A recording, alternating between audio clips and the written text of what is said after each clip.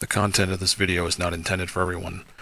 The evidence presented may cause the viewer to experience a permanent change in their perception of the world around them. Again, viewer discretion is advised.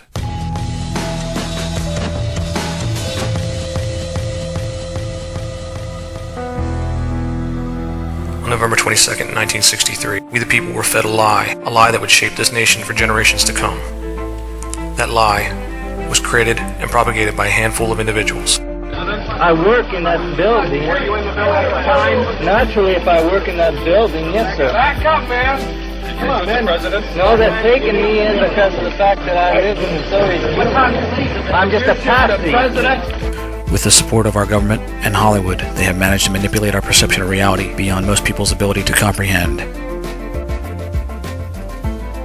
Now, 50 years later, it's time to expose these liars. A larger part of the government bureaucracy. A unit that has had, in addition to its ordinary duties, a training for what we call... Before Kennedy was to arrive, Sheriff called us in, what I call the street people, the plainclothesmen, the detectives. We looked at him, and he was looking at a dog in the middle of the seat. We aimed our campaign at the anti-Gore vote. It's certain at least one shot. Stand there, just, sitting there in a truck and... Insanity is doing the same thing over and over again and expecting different results. Why should we expect anything different when we use the same data provided by the same individuals? This video examines who these individuals are and exposes those responsible for the lies. It's time for them to be held accountable.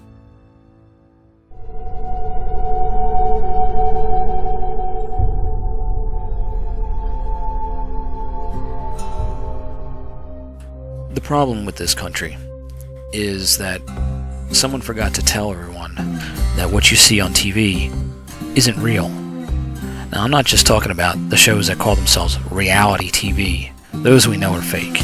I'm talking about everything, including your nightly news. So before you start saying to yourself, this guy's crazy, let me explain something to you. You have to understand what it is that you're looking at first, and who is putting it out there for you to see. Once you understand that concept, then it all makes sense. And then you understand there's no way that they put anything that was real on your TV. Now first understand that the content that you see on your TV is being broadcast there by a network. That network is owned by a corporation. You must understand that a corporation exists entirely for profit. It is profit above people.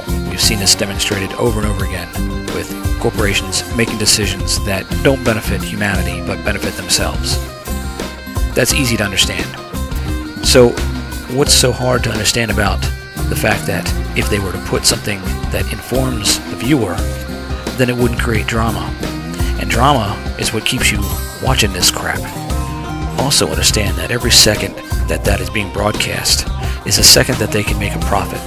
So there's a decision that they have to make about what content they're going to put in that time slot, because that real estate is valuable. They have to maximize that investment for their shareholders. That's what a corporation does. So if you think for 1 second they're going to put something on that screen that's going to make you calm, relaxed, and informed, and not reactionary, then you're the crazy one. Here, listen to Hunt himself tell you. Public opinion could save our nation if our nation is in danger. But the communication media is owned and controlled 80 or 85% by the opposition to the constructive philosophy. Are you saying that these people are sinister in some way? That's a pretty big group of people to condemn out of hand. Why? Why are they not constructive? I think in terms that the line should be drawn between people that love liberty and are for the society which has made America great. Newspapers, radio, TV stations, networks are largely in the hands of, say, the enemy of that system. I'm betting right now that you didn't even catch that. Did you hear what he said? He never said that he wasn't one of those people that is the enemy, because he owns most of the media, or he owned it, his family still owns it, so he is the enemy. He knew at the time that if you knew the truth, you would be a threat to his corporation, his freedom. So the media owners are the enemy of the people. They are the enemy of your freedom. Go ahead, replay it. Listen to it again, but this time with that mentality of what I just said. So you hear it from the horse's mouth. You hear it from one of the owners of that 85%. So yes, they're corporations, and they're in competition with one another, but they understand the bottom line is to keep you in the dark about it. So they do work together to a certain extent. And I'll prove it to you in this next clip. Because after you watch this clip, if you can still say that I'm the crazy one, well, you're part of the problem. A child's happiness is priceless, especially on a birthday. A child's happiness is priceless, especially on a birthday. A child's happiness is priceless, especially on a birthday. A child's happiness is priceless, especially on a birthday. Well, a child's happiness is priceless, right? Especially on a birthday. A child's happiness is priceless, especially on a birthday. A child's happiness is priceless, especially on a birthday. A child's happiness is priceless, especially on their birthday. A child's happiness is priceless, especially on a birthday. A child's happiness is priceless, especially when it comes to their birthday. Absolutely. A child's happiness is... A child's happiness is... Well, a child's happiness is... A child's smile is priceless. A child's happiness is... You know, a child's happiness is... A child's happiness is... A child's happiness is priceless, especially on a birthday. A child's happiness is priceless, especially on a birthday. A child's happiness is priceless. So without a doubt, you can see that they are all, even different networks, are all on board with the same pushing of an agenda. There's your proof. There's no question about it. They are the enemy, and they are not there to inform you. I know you're saying to yourself, hey, what's this got to do with the JFK event? Hold tight, just bear with me. You'll see, it all makes sense. The Easter Bunny step this year. Economic factors may take some spring out of the Easter Bunny step this year. Economic factors may take some spring out of the Easter Bunny step this year. Economic factors may take... Economic factors may take some... Economic factors may take... Mike Myers says, yeah, baby. Mike Myers says, yeah, baby. Mike Myers says, yeah, baby. Mike Myers says, yeah, baby. Yeah, baby. Yeah, baby. Yeah, baby. Yeah, baby. Yeah, baby. Yeah, baby. Yeah, baby. Yeah, baby. Yeah, baby. Says, yeah, baby. Yeah, baby. Yeah, baby. Yeah, baby. Baby. Mike Myers said. Yeah, Ken. Mr. President, earlier this year you told us you had ordered your administration to cease and desist on payments to journalists to promote your agenda. You cited the need for ethical concerns and the need for a bright line between the press and the government. Your administration continues to make the use of video news releases, which are prepackaged news stories sent to television stations, fully aware that some or many of these stations will air them without any disclaimer that they are produced by the government. Comptroller General of the United States this week said that raises ethical questions. Does it raise ethical questions about the use of government money to produce stories about the government that wind up being aired with no disclosure that they were produced by the government? There is a Justice Department opinion that says these pieces are within the law so long as they're based upon facts, not advocacy. And I expect our agencies to adhere to that ruling, to that Justice Department opinion. It's been a long-standing practice of the federal government to use these types of videos. The Agricultural Department, as I understand, has been using these videos for a long period of time. The Defense Department, other departments have been doing so. It's important that they be based on the guidelines set out by the Justice Department. Now, I think it'd be helpful if local stations then disclose to their viewers if that's, that this was based upon a factual report and they chose to use it. But evidently in some cases that's not the case. So anyway. To guarantee that's happening by including that language in the prepackaged report. Yeah, I don't, look.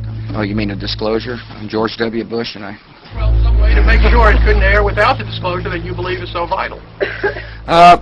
Ken, I mean, there's a procedure that we're going to follow, and the local stations ought to, if there's a deep concern about that, ought to tell their viewers what they're watching. So understand the media is not your friend. If you ask me which one was worse, the government that pays the individuals to produce these fake events on our news, the news media that propagates that fake information knowingly, or the actors and production people that knowingly produce the actual spots. I think they're all about the same, but you need the cooperation of the mainstream and alternative media in order for these events to work.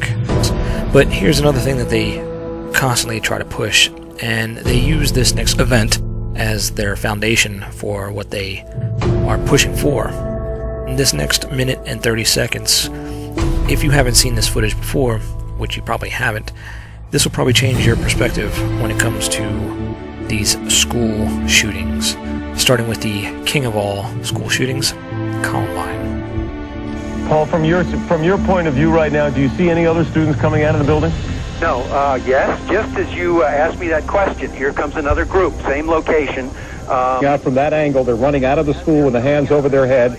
This is live from our station in Denver, Colorado. Keep your eye on the body that the children are running around.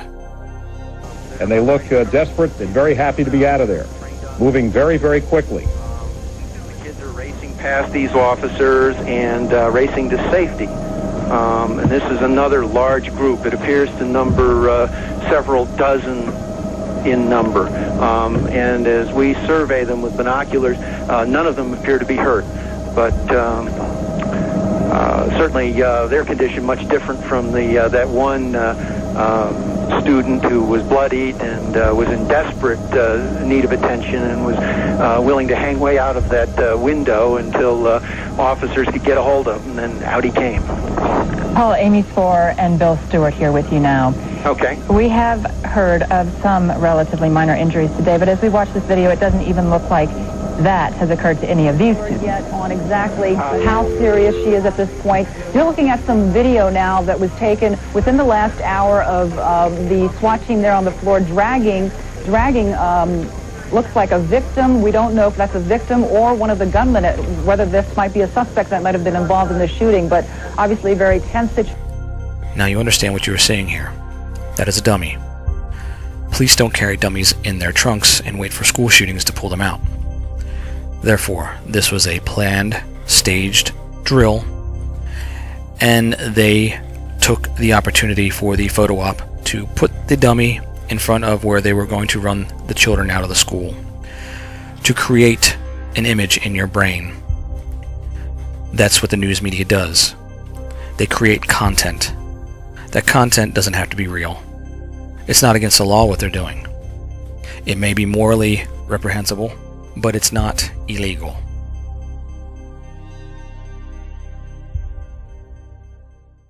Understand that the JFK event is the same thing as the Columbine event. For the past 50 years, they have monopolized that event in Dallas. It has brought billions of dollars to this city. It has brought billions of dollars to the local law enforcement, and billions of dollars to this country in general. But what you don't consider is the cost of that billion. The cost of the mental scarring and the undermining of the fabric of everything that you think is American, that you put into that person that you think was assassinated when they weren't. It is all over your textbooks. It is something that is ingrained in your brain. But the funny thing is, everything that you think you know about this event comes from individuals who call themselves eyewitnesses who you don't even know. The only thing the people of this country and this world saw that day were stills, and not even of the assassination. Realize that there was no video shown to the public of what happened that day until almost 13 years later, when Robert Groden and Dick Gregory showed it for the first time on national TV on Geraldo Rivera's show. So you must understand, this is the tool that they use to condition you, because you don't know any more than I know or anybody else standing around you knows, because we weren't there, but we're trusting the words of these people that say they were there. Now, what if I were to show you that all those people that say they were there are related? Do you think that you would be able to understand the logic behind the fact that they might have been scamming you? That they might be fake? Understand that the world, your whole vision of the world back in those days especially, was narrowed down to a few network stations. Just a few stations, and that's your perception of the entire world came through just those few channels. You understand how easy it was for them to control everything that you see and believe. It only takes a handful of these stations' owners and their family members to act as actors to change your whole perception of the world. The other way that they use the TV as a tool is they use it to divide and conquer the people. When the people rise up and have one unified voice, they become a threat to the established system. So the TV is used to divide and conquer those people. For example, 9/11. Nearly every inch of that Pentagon is covered with a camera. Almost 200 of them, to be exact. And yet, what do you see when it comes to the events that happened on September 11th? You see a few grainy frames and a blurred image. Do you think they did it on purpose? You better believe they did. That was intended to divide the people up and cause infighting. Back when I was involved in the JFK research community, and I was the medical illustrator for Robert Groden's bestsellers, the first one I did, High Treason, went bestseller on my 16th birthday. So I had no clue as to the capabilities of what people would do in order to control a whole historical event. We would get constantly told while we were promoting the book on the road that individuals in the audience were paid agents or shills. And this turns out to be correct. So I'm asked all the time, well, if you're not part of it, how come they let your book get published? And how come your book went bestseller? That's a fair question, so here's my response. We couldn't get published in the beginning. In fact, we had to pay for the cost of printing the first round out of our own pockets in order to establish some type of sales to prove that the book was sellable. We had to pay for it. And in fact, the night before we were going to press, we were working late, and the decision was that we would go to press in the morning. So I suggested that we take all the plates with us back to the hotel room. This is back in the day before we were using digital. Everything was actually camera-ready art. So we took everything back to the hotel room. The following morning, we got a call from the printing company. The entire complex burnt down that night. So, yes, they did not want certain things to be published, but once we did publish it, there was a profit to be made. And again, this is where the corporation side kicks in. If you show a profit, they want a piece of it. And they can control the books. They can make money for themselves off of it. That's more important. I hope what I've said to you rings true, and you understand and begin to peel back those layers of that conditioning that you've had to endure your entire life from these individuals. I hope you understand now and see that what the TV is and what it isn't, and understand that they will never ever show something on that TV that will be beneficial to you without there being a price tag attached to it.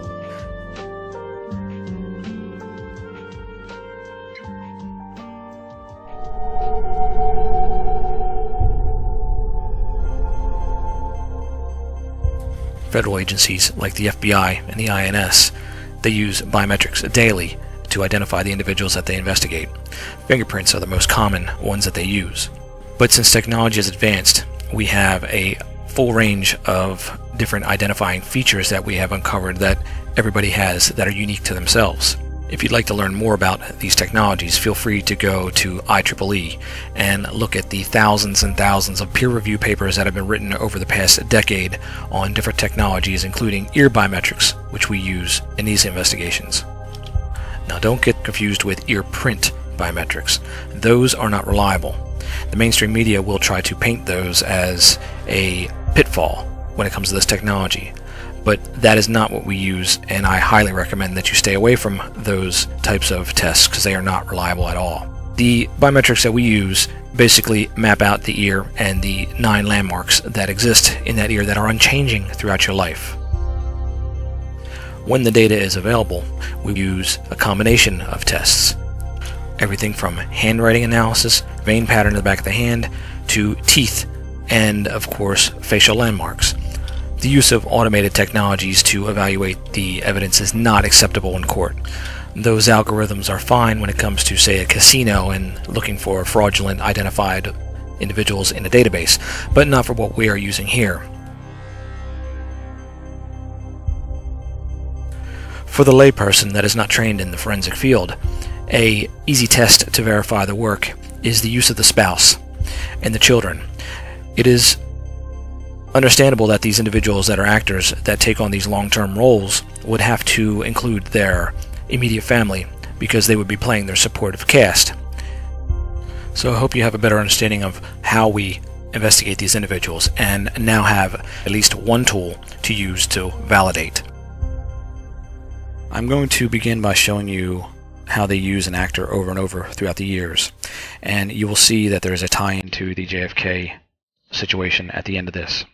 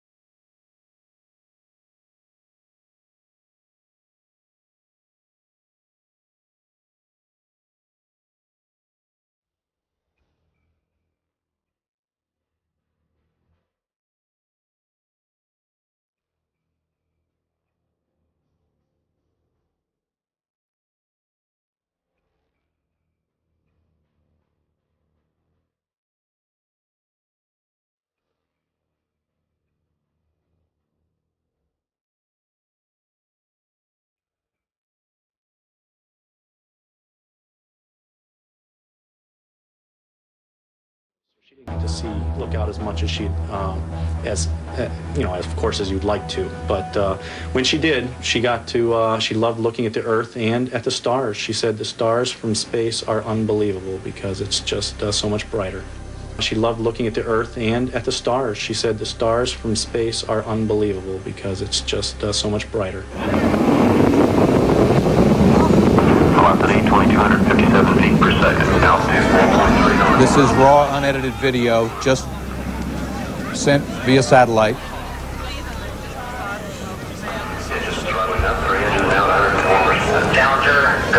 And the actor to the far right that is acting too soon is the actor that plays the role of Judith Very Baker, Oswald's girlfriend. Challenger, go with throttle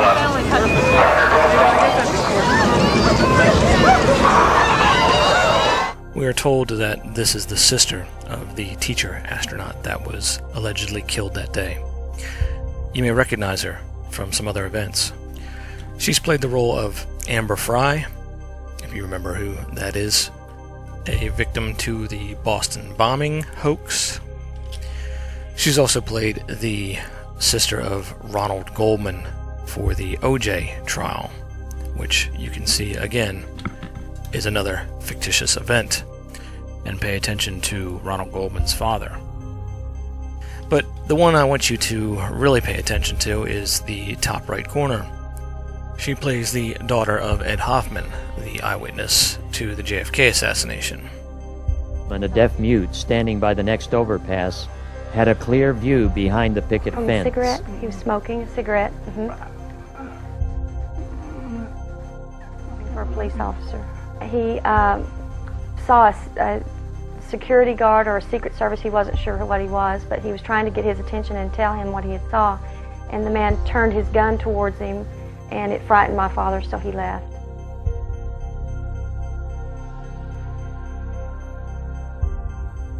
If we go back to the shuttle disaster and we look at the investigators that were involved in that incident, we see another familiar face that has to do with the JFK assassination. I said, well, I happen to be the director of the Solid Rocket Motor Project for Morton Thackall. He said, would you come down here on the floor and repeat what I think I heard?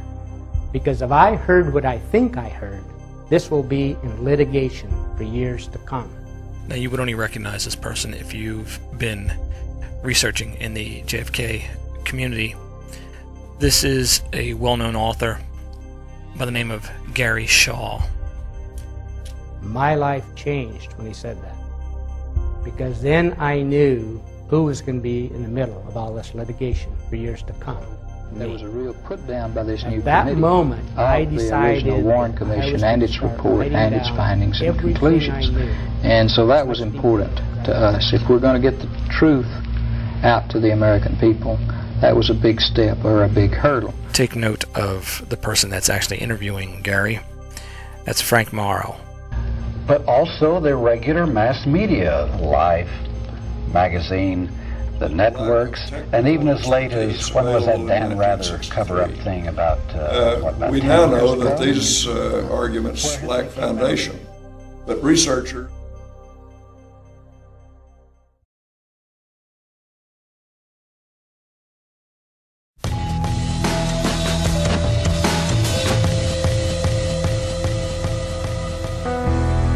Well, I was born on a cotton farm in East Texas, but we had livestock of all kinds. I was born around livestock. Now it's mostly cattle instead of farming, but it's in the rural part of East Texas in Panola County. I was born way out in the country, farm and ranch. So you didn't have to learn to ride to make cowboy movies? No, I knew how to stay on, I thought, but I stayed on most of the time.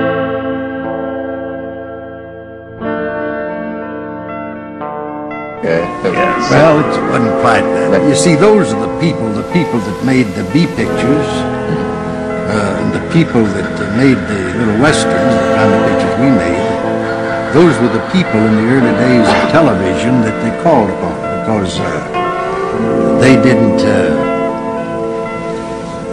like the pictures Miss Lancaster was in, maybe they'd take a scene and they'd take it over and over. Yeah. If we took a scene and it was right, we went to the next scene. And those are the people that made the early TV pictures, the producers and the directors of the B pictures, which moved rather rapidly, and the little westerns. As I mentioned in part 1 of this video, it was brought to my attention that Tex Ritter looked like Jack Ruby. So I decided to do an ear analysis on Tex and Jack, and came to the conclusion and made the statement that they are not the same person, but they are related, very closely related. Now at that time I was unaware that Tex Ritter is actually in the Warren Report as having dealings with Jack Ruby. He and Tennessee Ford did a gig at Jack's club, and Jack tried to stiff him $200 on the payment. This is in the Warren Report. You can look it up. It is publicly available. Now here's where it starts getting interesting.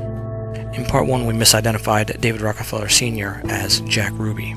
We knew that he was related to Tex because we had already discovered that Tex was Nelson Rockefeller.